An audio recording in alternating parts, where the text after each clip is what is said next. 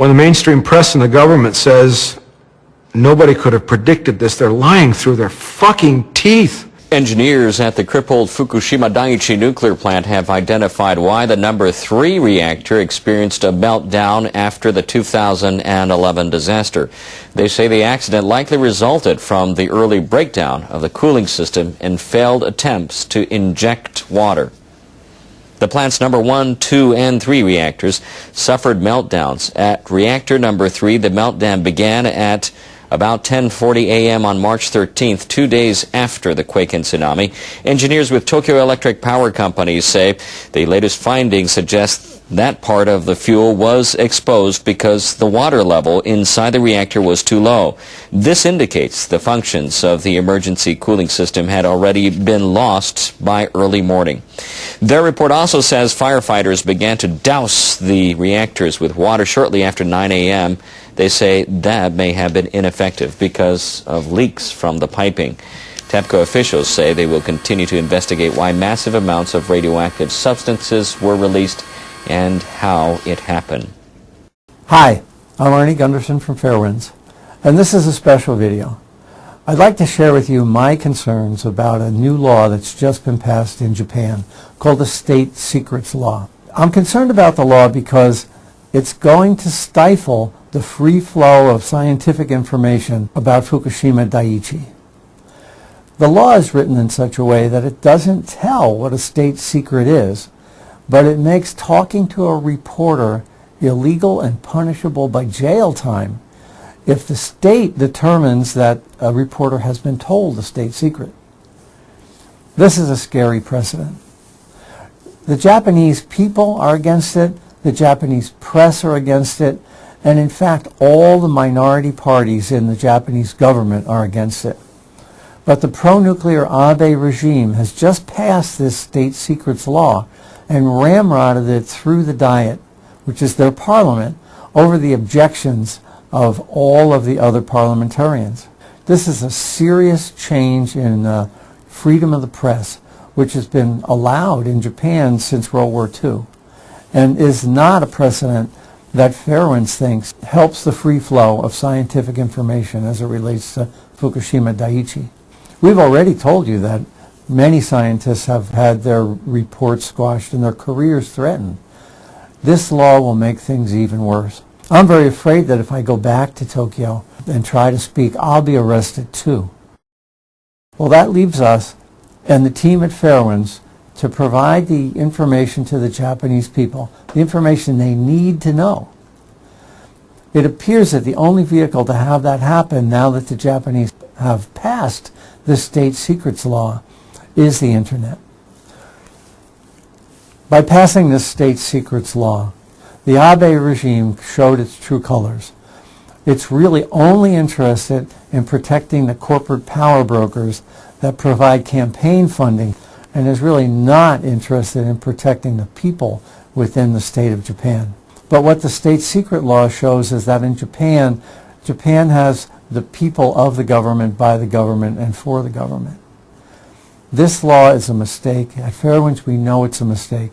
And we really do appreciate your contributions that are allowing us to continue to speak truth to power, not just in the past, but into 2014 as well. So thank you very much for your contributions. I'm Arnie Gunderson. I'll keep you informed. Okay, Ted, what's the problem? Hello, Betty. What's the problem? I haven't got a problem. I've got fucking problems. Plural. Wanna hear? China has closed its doors to all imports of West Coast shellfish. Chinese officials tested samples of gooey duck clams and found elevated levels of arsenic and a toxin that causes paralytic shellfish poisoning. KUOW's Ashley Ahern reports. U.S. officials believe the contaminated clams were harvested in Washington or Alaska. Right now they're waiting to hear back from Chinese officials for more details that will help them identify the exact source. But until further notice, China's not accepting any shellfish harvested from California to Alaska. Jerry Borchard is in charge of monitoring toxins in shellfish for the Washington Department of Health. He says China's actions are unusual. They've never done anything like that I've ever seen since I've been here, where they would not allow shellfish from this entire area. based on potentially two areas, or maybe it was just one area. We don't really know yet. Last year, the U.S. exported more than $500 million worth of shellfish, with China as its biggest customer. The shellfish industry in Washington is worth $270 million annually. Bill Dewey is with Taylor Shellfish, the largest shellfish supplier in Washington. He says China's move is having an impact. I was just talking to our Geoduck manager, and he's got 2 harvest crews and 3 beach crews essentially doing make work. He's too nice a guy to lay him off during the holidays, but there's only so much you can be charitable about making work for people. There's no telling when China will lift its import ban, but shellfish on the market in the U.S. are safe to eat. Officials say the investigation is ongoing. A mysterious invasion at California beaches. Hundreds upon hundreds of squid. Good evening, I'm Elizabeth Cook. And I'm Ken Bastida. Now, they washed up all of a sudden along a 12-mile stretch of beach. CBS 5 reporter Kit Doe on the theory about where all that squid came from and how people have been out there trying to save them. The beaches of Santa Cruz County are littered with the carcasses of thousands of Humboldt squid. They've stranded themselves from Aptos to Watsonville, a span of 12 miles. You just see them essentially killing themselves, and it's just really weird to see it. It happened yesterday during high tide.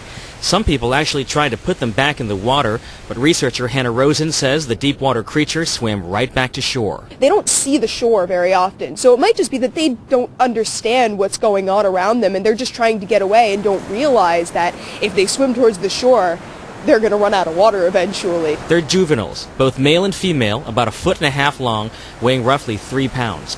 They had full stomachs, having feasted on smaller market squid. A few had also cannibalized each other, which is normal.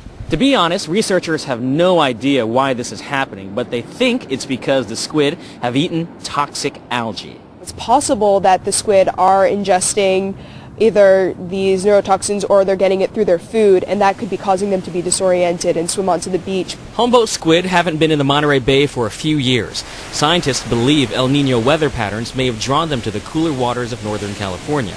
This is the third stranding in 6 weeks. It's really an exploratory time for us, so we're learning more about what causes these strandings and whether or not we should be worried about them or if it's just a natural part of the squid cycle. In Aptos, Kit Doe, CBS 5.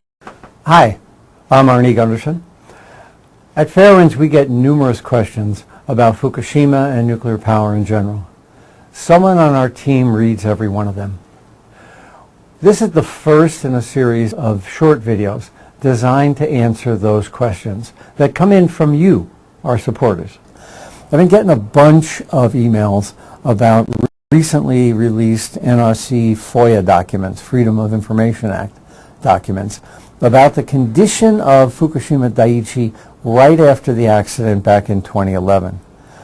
It's clear from those FOIA documents that the NRC believed that a massive problem was occurring not just in the Unit 4 fuel pool, but likely in all of the other fuel pools as well. I think there's 2 points to be made. After the site began to be more under control, it appears that those were exaggerations by the NRC, and really the fuel pools were not as bad as the initial documents led them to believe. So that's the good news. But the bad news is, let's look at how authorities responded. In the middle of March, they really believed that they had fuel pools that were in a catastrophic condition. And yet, what did authorities do? They did not evacuate.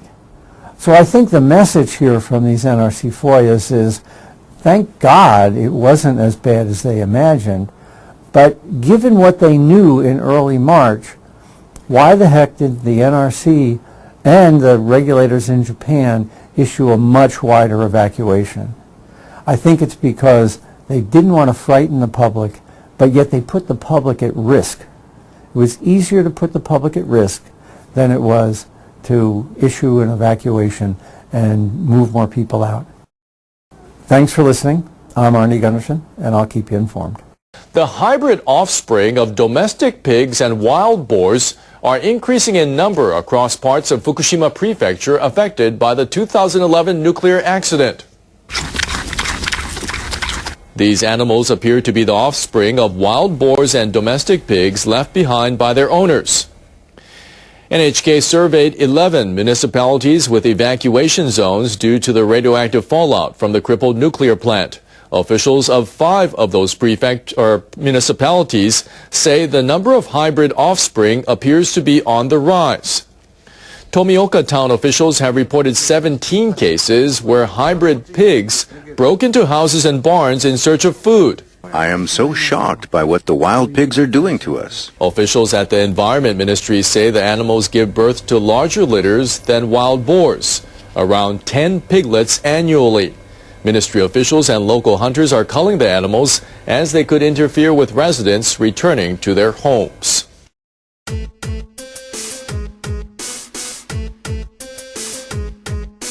Goddamn motherfucking Fukushima zombie criminals.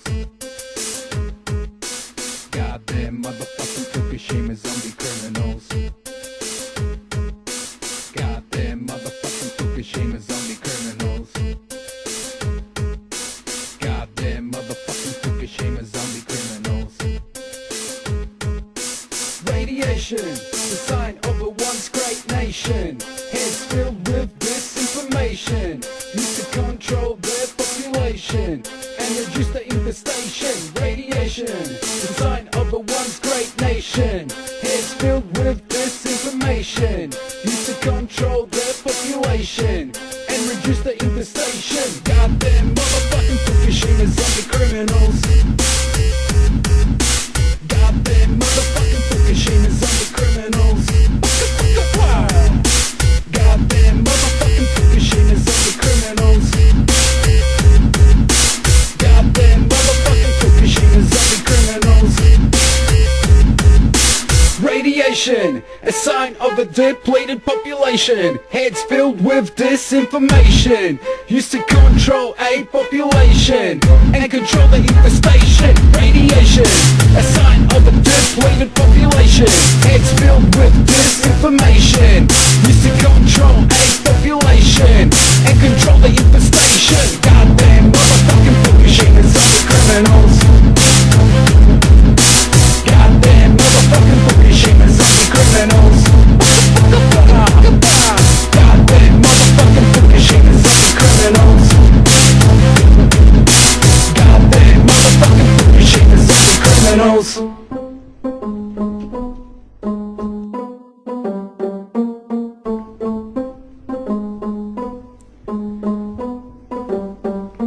Radiation, the drug of a dying nation.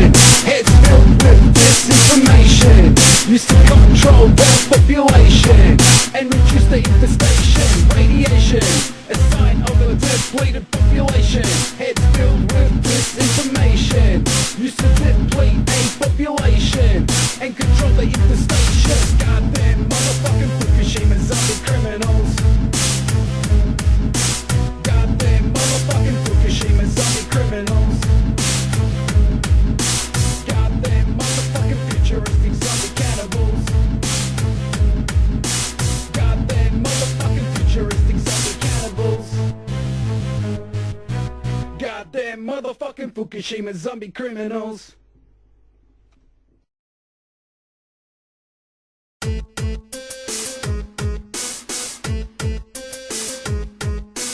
Goddamn motherfucking Fukushima zombie criminals. Goddamn motherfucking Fukushima zombie criminals. Goddamn motherfucking Fukushima zombie criminals. Goddamn motherfucking Fukushima zombie criminals. Radiation, the sign of a once great nation. Heads filled with disinformation. Used to control their population and reduce the infestation. Radiation, the sign of a once great nation. Heads filled with disinformation. Used to control their population and reduce the infestation. Goddamn motherfucking Fukushima zombie criminals. Goddamn motherfucking Fukushima zombie criminals. Goddamn motherfucking Fukushima zombie criminals. Goddamn motherfucking Fukushima zombie criminals. Another year has come and gone, and your only notable accomplishment has been watching this Internet News Summary video. Miss Milky. Applauds your efforts.